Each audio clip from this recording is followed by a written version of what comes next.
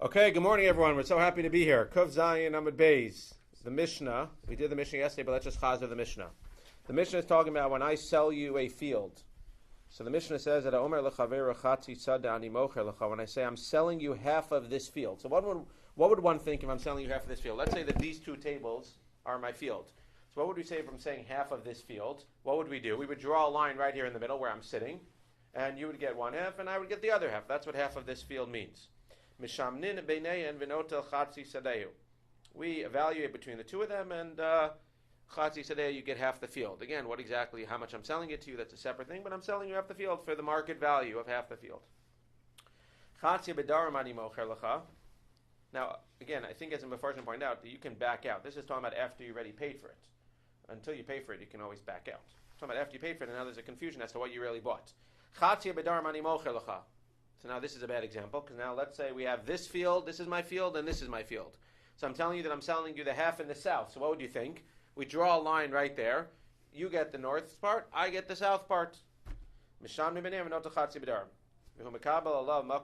we added a chiddush. So when I sell you a whole field, then you just get the whole field. When I sell you half of a field, not only do I have to give you half the field, I need to give you space around the field to put up a fence, and charetz uben charetz, and to put up a trench, a wide trench and a regular trench. V'chamahu charetz, how much is a trench?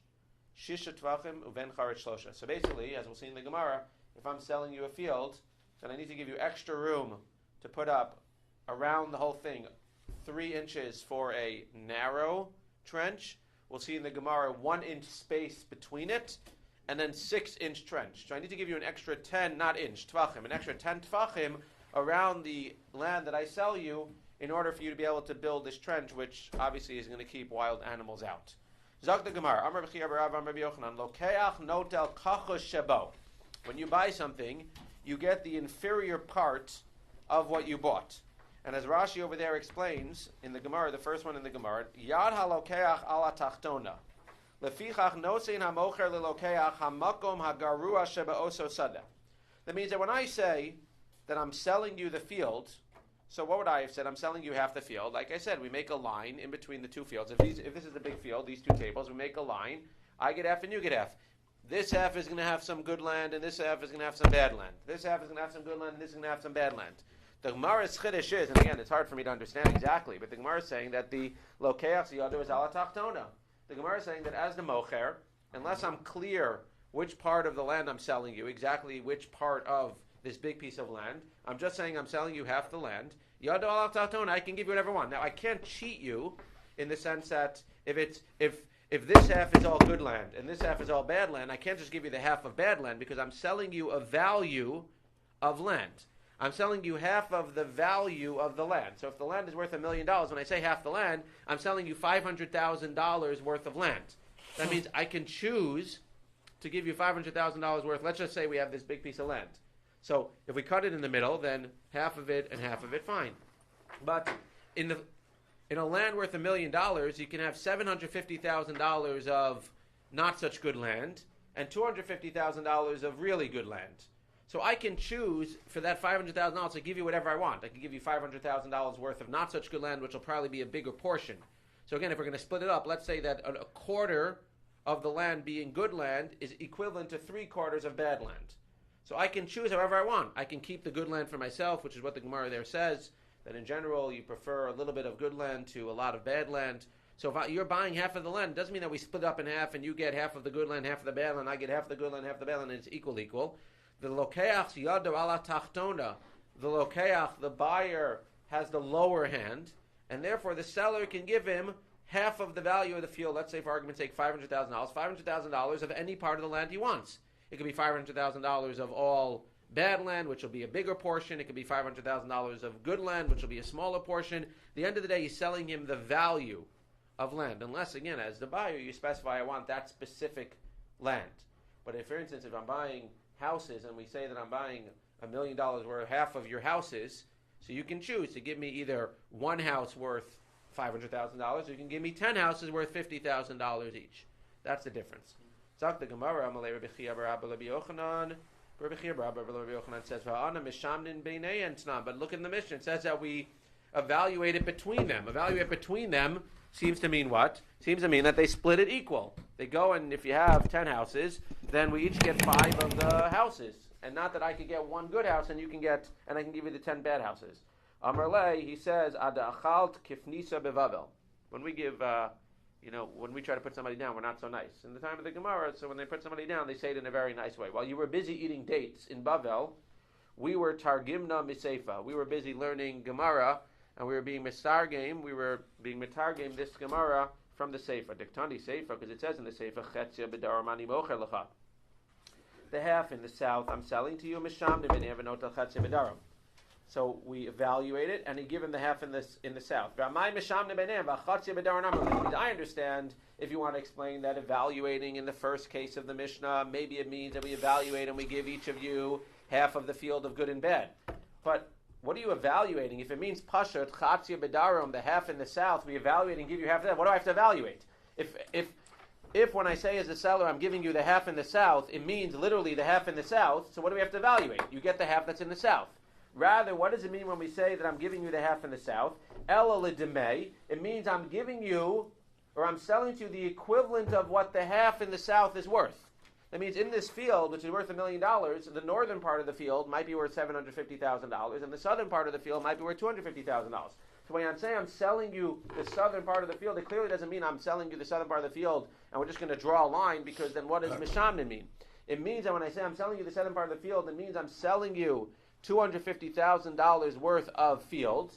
I can give you that $250,000 worth of field from anywhere that I want in this big field.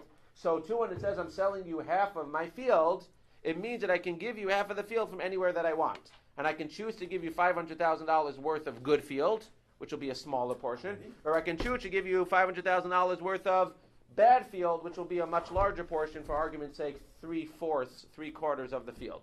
So again, anytime you sell something, the seller has the upper hand.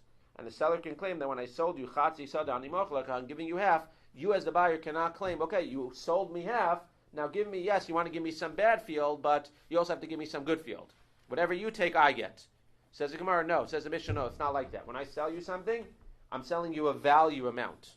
And again, this, if you're going to go halakha l'maaseh, this could be anything. You're buying $100,000 worth of nuts from me. I don't know why I just thought of that. So $100,000 worth of nuts, you can argue, well, you need to get me $100,000 of good nuts. Again, $100,000 of good nuts is going to be a smaller quantity than $100,000 of bad nuts. So, but I can argue, no. As the seller, I can sell you whatever I want. $100,000 of nuts means whatever quality nuts I want. And therefore, over here as well, when I sell you a certain amount of land, it's not that I'm selling you a quantity of land. I'm selling you, we would say, quality of land. I'm selling you, I don't know if that's the right word, we're selling you a value of land, not an amount. And therefore, you can't tie it, well, whatever you, the seller, get, I, the buyer, get. No. Yes, I have to give you $500,000 worth of land, but I can choose to give you any $500,000 worth of this land that I want, whether it's Zibores or whether it's Idis, etc. Zok the Gemara, Mekabel of Makum Gadar. You need to give, again, if you sell a guy half of a field, so not only do I need to give you that half of the field, I need to give you extra space around in order for you to build a fence and to have trenches in order for the animals not to come. Tana is like Tana. Charetz mibachutz ben charetz mibafnim. As I already explained, mibachutz doesn't mean outside the field versus inside the field. It means you have this field, and now I have to give you room to build a fence. So now you have your field, and you're going to build a fence around it. Now, the charetz, the wide trench, is going to be on the outside, and the ben charetz is going to be on the inside. So as I said, you're going to have a fence, then you'll have a small trench, a skinny, narrow trench of 3 tvachim. Then, as the Gemara is going to say, you'll have to have a tefach I have to give you, and then a trench of 6 tvachim. So as I mentioned, you have to give the guy 10 tvachim all the way around to build a 3 trench, 1 piece of land, and then a 6 trench on the outside of his property. So that's the the chai will not be able to jump over. It says Gemara, la'avid charetz v'la'avid ben charetz. Why do I have to give you the 3 part? Why do I have to give you the 3 tefach part? Why is it not enough that when I give you a piece of land, I give you enough space to build a fence? Now you have the fence, and now let me give you a 6 tefach room in order to have a trench, in order to have a ditch. Why is 6 tefach not enough to keep animals out? Because what happens if it's 6 tefach? Then it's wide enough for the animal to not jump over. The animal can't jump from here over a 6 tefach ditch over the fence. But what can it do? It's smarter than we think. It'll walk into the ditch, because the ditch is wide enough now. It'll walk into the ditch, and it'll come out on the other side of the ditch, and then it'll jump over the fence. Okay, so how does this help? So then you can't just have the big ditch. Says Gemara, v'lo avid ben charetz v'lo avid charetz. Maybe we should just have to give the guy 3 inches and make a small narrow ditch. Well, if it's a small narrow ditch, what's he going to do? He can't fit in the ditch. Now he can jump over the ditch. Says the Gemara, I did a katan kaime asvase v'kavsa. V'kama ben charetz le ben charetz tafach. So what do I have to do? I have to give you 3 tafach, 1 tafach. Again, what's 3 tafach? This is a tafach. 1, 2, 3. So 3 tafach, then 1 tafach of space, and then 6 tafach. How does that help? Well, again, if you just had the 6 tafach, he would go in and then jump over. If you just had the 3 tafach, he would just jump over the whole thing. With the 6 tafach, so what can he do? He can't jump from there over. He can go in, but now that there's a tafach plus 3, he can't jump from inside over the fence. What's that 1 for? That 1 is because he can't stand on that 1. So therefore, this sort of solves everything. Again, all right, why don't you just give him a 10? Because if he had a 10 ditch, he would just walk in the ditch and jump over. So the Gemara, again, it's fascinating. The Gemara is able to give us advice on how to build trenches as well. So we do the 6. So even if he walks into the 6, he can't then jump from the 6 over the 1 and the 3. He can't walk out of the 6 onto the 1 because the 1 tefach is not wide enough for him to stand on. And therefore, he's stuck. Because if he goes in the 6, he has nowhere to go. He can't get on the 1. And if he can go over the 6, and then he can't get into the 3. So he has nowhere to get over, and therefore, Lamaisa, that's enough to protect his field from the animals. Fascinating. This wouldn't work in Australia with the kangaroos. It wouldn't work with the kangaroos. Teku on the kangaroos. Hadran alach, base core. Zog the Gemara. That's why it's Talmud Bavli, not Talmud, whatever you would call it, Australia. Zog the Gemara. Yesh nochelin. On to the next. Plugging along. Shobi zocha to keep going. So I just want to say one thing outside. And that is that I just want to give you the hierarchy. Even though the Gemara is going to talk about it over the next few daf, I think that if we have it in our mind before it starts, the article has a very good introduction also, but if we have it in our mind before it starts, it'll make it a lot easier. When somebody dies, Rahman al-Itzlan, so they have heirs. So who are their heirs? So the simple order is as follows. Son, daughter, father, siblings, brothers with a common father, and then closest living relative, which can be a sister. Son, daughter, father, brothers from a common father, closest living relative. Wife's not there. The wife is not there. The wife does not inherit a man. The brother of the deceased you're talking about. Son of the deceased, daughter of the deceased, father of the deceased, then brother of the deceased, and then any living relative. That's the basic order. The rules are that when we talk about brother or any other living relative, it all goes through paternal. Even though in terms of being Jewish, it goes through mother, it's all paternal. It means if you have a brother, obviously, who is the same father and mother, nothing to talk about. But if you have a brother who's just a common brother from a mother, they have no either way. They don't inherit you, you don't inherit them ever. That's one rule. The second very important rule to remember is that when a person dies, they don't lose their place in line. So for instance, if a person dies, his son is first in line. When we say that if there's no son, it goes to the daughter, that means not only is there no son, there's no heirs of the son as well. So a grandson would actually inherit before a daughter. A great-grandson would inherit before a daughter. A great-great-grandson would inherit before a daughter because they're all coming from the son. Since the son has his first place, even if he, Rahman al-Islam, unfortunately dies before his father, because again, let's say a son dies young. So if a son dies young, he has no son to pass it to. He has no daughter to pass it to. Where's his money going to go to? His father. Now his father dies. Now, again, in this case, it's not going to go to this son. But if there was a son alive who has children, and then he dies, and now the father dies, so even though this son's children inherited him, when the father dies, this father's money is supposed to go to who? To the son who died. So we don't say he died, so now it goes to the daughter. We say since he left heirs, he left his own sons, those sons can step in for their father, and they can inherit the money that their grandfather left them. That's the halacha.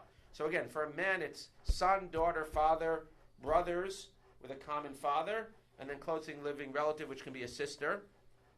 For a woman, it's husband and then son. Husband inherits the wife, and then son inherits if there's no wife, and if not, then closest living relative, etc. And again, always go through paternal is one rule, and if you're in line, so then it passes on to your heirs, and it only goes to the next person in line if there are no heirs. So if the son had no sons, if the daughter had no sons, etc., then it would go to the next person. Good? Okay, we just learned the whole parak, so we can go. Zog the Gemara. The wife doesn't. Yesh nochlin umanchilin. There are those who inherit and those who can give over an inheritance, or in fancy terms of art scroll, bequeath. There are those who inherit and those who bequeath. Yesh nochlin v'lo manchilin. There are those who only inherit but don't bequeath. Manchilin v'lo nochlin would be the opposite of the second case. They bequeath and they don't inherit. Lo nochlin v'lo manchilin. They're not connected to people. They're not connected to this following person. They don't bequeath and they don't inherit. Let's give an example. Elu nochlin umanchilin. What are examples of people who inherit and also bequeath to that very same person? Ha'avis abanim v'abanim esav. Like we said, a person passes on to his son, and his son passes on to his father. If there's no son, no daughter, then it goes to his father. So they are both able to give to each other. And we said also brothers from a father, brothers from the same father. They're not necessarily first in line, because if they have sons, daughters, or fathers themselves, then they'll get it. But it could come to a point where brothers can bequeath to their brother, and brothers can obviously inherit from their brother. Those are cases where it works both ways. Then there are cases, as we mentioned, where you inherit, but you don't give over to them. Ha'isha simo. We said that a person can inherit his mother, because a mother can go ahead and give. Ha'isha es ishto. A woman, again, gives to her husband first and then to her son. But if the son would die or the husband would die, the woman would not get anything. So that's only a one way. Uvenei achayos. And again, when we say that the woman wouldn't get anything, that means that she wouldn't inherit him. She would still have to get from the Yerusha, as we always talk about. She'd have to have support. If it's a daughter, she'd have to have a dowry, etc. But at the end of the day, she still has mazon to live, but she doesn't inherit the estate.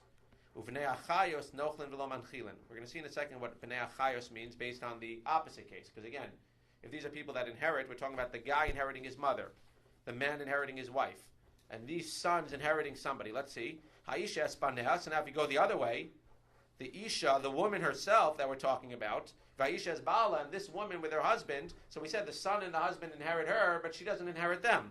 So this is the other side of the coin, where they're going to be manchilin v'lo nochlin. The woman gives over to her son, she gives over to her husband, but she doesn't inherit from them. What was the case of bnei achayos? Well, it would be the opposite of va'achei ha'em, the ach of the aim. Who's that? Your uncle. How is it that you can inherit from your uncle, but your uncle can never bequeath from you? How do you inherit from your uncle? He had no children. How do you inherit from your uncle? Oh, he had no children, so it goes to his father, and his father's not around, so he collects through his father. So it would be your mother's brother. It would be a person inheriting his mother's brother. Because what happens? A man's heirs would go son, daughter, father. So the guy doesn't have a son. He doesn't have a daughter. He doesn't have a father. He doesn't have any brothers. We said, what's next? Closest living relative. His mother. This guy's mother, which is this guy's sister. So this guy's sister, she dies. She's not alive anymore. Who gets it? Her son. So there's a way for a son to inherit, or for a guy to inherit his mother's brother, because again, she would be fifth in line, and if she's not alive, then he will inherit what she was supposed to get. So that would be a case where he would inherit his mother's brother, but the mother's brother would never inherit from this guy, because his mother's brother's not on the list. He also had his father's brother. What? His father's brother, the same thing. No, it's his father. It's his father. No, because father's brother would go to close. The fact that it's his mother's brother, the mother can never inherit him. Oh, Because yeah, through it the can mother, go the both ways. father's brother Right. can go both ways. Right. Eventually, it can get to the point where it goes both ways. This mother's brother will never, the uncle will never inherit this guy. Right. Because he's only related to the guy through the mother. This guy can still inherit the mother's brother, even though through the mother, because if it falls to the mother and she's not alive, then it goes to her children. That's why I gave you that claw before. Zok the Gemara, what's the case where you don't go either way? Zok the Gemara, ha'achin min ha'em lo nochlin v'lo manchilin. As we said, brothers from a common mother, but not from a common father, they're never going to inherit to or from each other. Because for purposes of inheritance, they're not really related. Says the Gemara. There's a lot to do here, but in the beginning, for this daf, we're just going to talk about some basic things. Maishna diktani ha'aves abanim bereisha, lisne ha'abanim es ha'av bereisha. If you're going to give me an example of people that inherit each other, what's the most common way? You would say that a father inherits a son, or a son inherits a father, if you wanted to give the most common way in the world. You would first say a son inherits a father, and a father inherits a son. Yes, it could happen that a father inherits a son, but most common, in the normal way of life, natural way of life, is that a father is going to pass away before a son. Therefore, it says in Gemara, why does it say that an Av inherits his son before it says that a son inherits his father? It says in Gemara, Chada, continuing the question, Why are you starting with Paronish? You're starting with a case where the father is dying after the son. That's not a good thing. Why are you giving that case? Why are you being so negative? Va'od, and also just look at the pasuk. Kidichsiv ishki amosu bein and lo. It says when talking about the laws of Yerusha, the very first pasuk says that a person dies and has no ben. Who's dying? The guy is dying. The children are not dying. So based on the pasuk and based on the natural course of events, it should have said yes. It should include both of them because the father does inherit a son if the son dies. But it should have first said that if a father dies, then the son inherits him. So the Gemara, you're right. Vitana, however, Aidi de Asile Midrasha Chavivala. You're right. It should have said that a son inherits a father first. But the Gemara points out that the fact that a son inherits a father says first in the pasuk. All of these, I gave you 5 examples. 4 out of 5 appear in the pasuk. The fact that a son inherits, a daughter inherits, the fact that siblings, when the common father inherits, the fact that closest living relative inherits. It never says in the pasuk that a father inherits his son. It's learned from a drasha, which we'll see in a second. Since it's learned from a drasha, something that's learned by a drasha, they had to toil in order to learn it from the oral law, from the Torah Shabbat Peh, with a drasha, that's chaviva, that's more special to them, and therefore they listed it first. But in a chanami, you're right. In the normal course of events, it would have listed that a son, and if you would have just been following the psukim, you would have said that a son inherits the father. Umay drasha, what's the drasha that shows us that a father inherits a son? Titanya, at the very end of the pasuk over there, it says what? Vim ein achim laviv, unesatem es nachlaso. If there are no brothers, as we mentioned, number 4 on the chart was brothers, the heirs.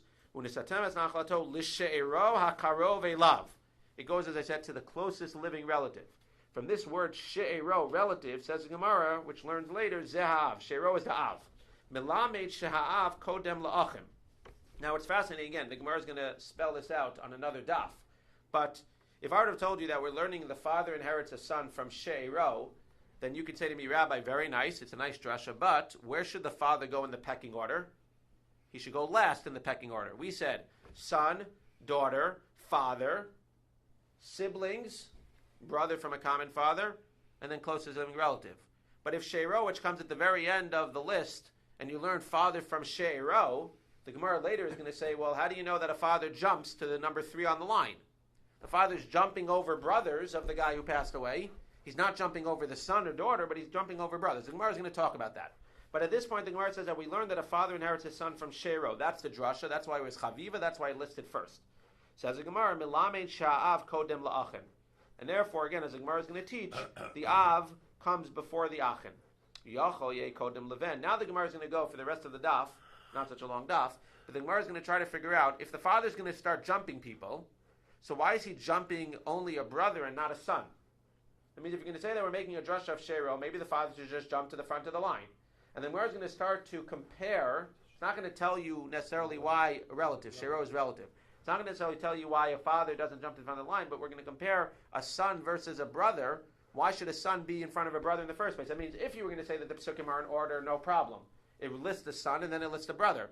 But once you're going to start telling me that she'ero is a father, and now she'ero should go in the middle somewhere, now we're going to start saying that all the psukim are out of order. So now we have to figure out, well, why should a son be first in the first place? If it was based on the order of psukim, fine. But if it's not based on the order of the psukim, then why should a son be before a brother? Maybe a brother should come before a son and before a father. Says the Gemara, Yachol yehe kodem leven. Maybe the father should be in front of the ben as well. Says the Gemara, Tamid lomar hakarov. What does it call the father? She'ero hakarov, the relative who is close. Karov kodem. So Gemara learns that a karov comes first. So a son is the closest relative to a person who passes away. Son is the closest relative to the person who passes away. He's going to be before father. So father's going to jump the line, but he can't jump in front of a son or a daughter. Umara isalarabos esaben ulahotzi esaach. Why do you see to be marbe the ben that he should be before the father and before the brother? Well, maybe what? Maybe the ach should be first. Maybe the brother should be first before everybody. Why? Marba niyasaben shekain kamtachas aviv liyado l'steachuza. The Gemara is going to try to explain that being an ach actually has benefits. What's that? So the Gemara says, well, first it's going to tell you the benefits of being a son. Okay, so you're saying that a son is a karov. Yeah, but an ach is also a karov. So at the end of the day, why is a father going ahead? Why is a son stronger than a brother? So the Gemara says because a son can step in for his father's shoes for 2 things. Where does he step into his father's shoes? Shekain kamtachas aviv liyada ulistei achuza. What does ya'ada mean? What's yud? If you have an amma ivriya, if a person owns an amma ivriya and he gives her kesef for an amma ivriya when he buys her, so he gives her kesef, he doesn't, if he wants to marry her, he doesn't have to give her kesef kedushin again. He could say, as Rashi says, harei at miyu'edet li. And the halacha is that not only can the father who bought the amma ivriya marry this amma ivriya without giving her more money, the son can step in for his place if the father doesn't want to, and the son can marry this amma ivriya as well. So we see that a son steps in for a father. That's where you see that a son is stronger than a brother. Where else do you see that a son is stronger than a brother? Because a brother of a person, if a person has an amma ivriya, his brother can't just step in and do yid. Only his son can step in and do yid. Again, we're trying to see which is stronger, a brother or a son. So we have 1 point for brother. We have 1 point for son. Second point for son is stei achuza. What's a stei achuza? If a person is makdish something to hekdesh. So we know that what? We know that somebody in his family can come ahead and redeem it. The halacha is that if somebody in his family redeems it, then when Yovel comes, it stays in his family. But if somebody from his family doesn't redeem it, if somebody else buys it, then when Yovel comes, it actually goes back to Hekdesh, and the Kohanim get it. Says the Gemara over there, in Erchin, I believe, says the Gemara that if a son is podeh, if a son goes ahead and he redeems a piece of property that his father made Hekdesh, the son keeps it, and even when Yovel comes, the son keeps it. But if a brother of a person comes ahead and redeems his property, then it's not as if he himself redeemed his property, and when Yovel comes, it will revert back to the Kohanim.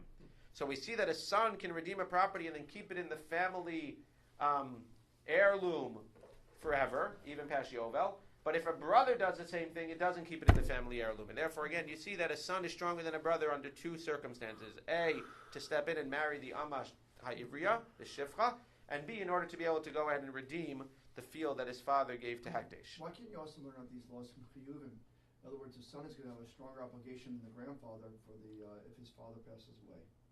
Well, where do you know the Chiyuvim from? Where do you know the Chiyuvim from? I'm asking. I don't know.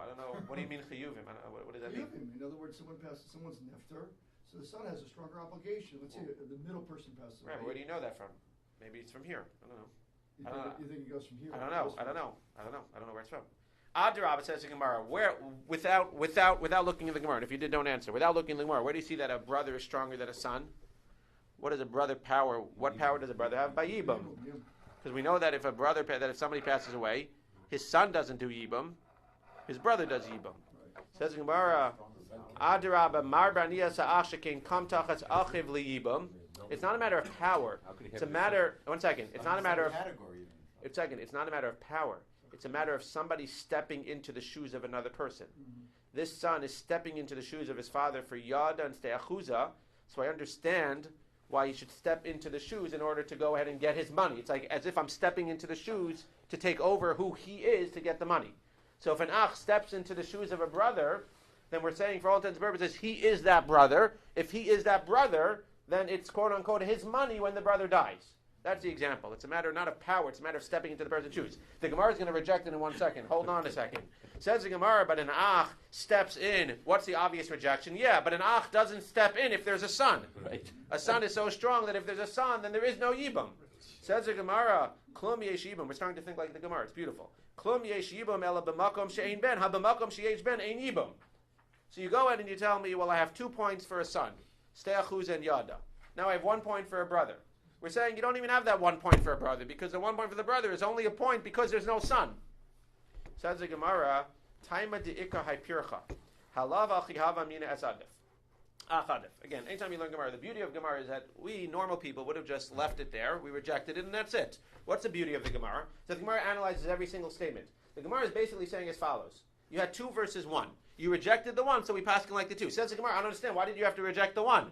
You still had 2 versus 1, even if you didn't reject the 1, even if you didn't have this answer that doctor had. Yeah, but it's only because there's no son. Even without that, you still would have said that the son is stronger because the son still has 2 and the brother only has 1. Mm-hmm. So again, we would have left it. We rejected the 1 and we're done. But the Gemara is saying, why did you even have to bother wasting pen and paper to reject the 1? You had 2 versus 1 in the first place. Says the Gemara, Taima de'ika hypircha. You imply that halav hachi havamina achadif. You imply that if we didn't reject it, then the ach would have been adif. But you have 2 versus 1, so what did you have to reject it for? Says in Gemara, tepukle to hachatarti v'hachachada. Say it's 2 versus 1. Says in Gemara, beautiful. Stei achuza gufa mehaitaima hudika kaima leilatana. The reason we wouldn't have done it is because we don't know all of Shas. But if you know all of Shas, then you would know that in Erchin, the way that they learn that stei achuza, the son can step in from their father, is only because we see that a son is powerful enough to prevent the laws of Yibum from taking place if there's a son in the picture. As Rashi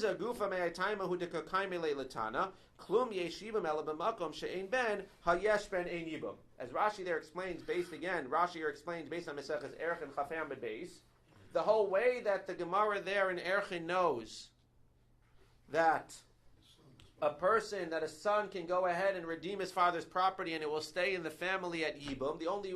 It'll stay in the family at Yovel. The only way that it knows it is because it sees that the son is strong enough to prevent Yibum from happening.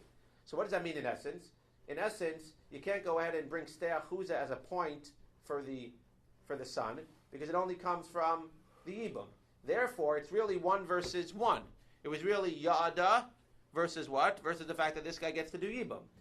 You reject the fact that he can do Yibum because if there is a son, he would not do Yibum.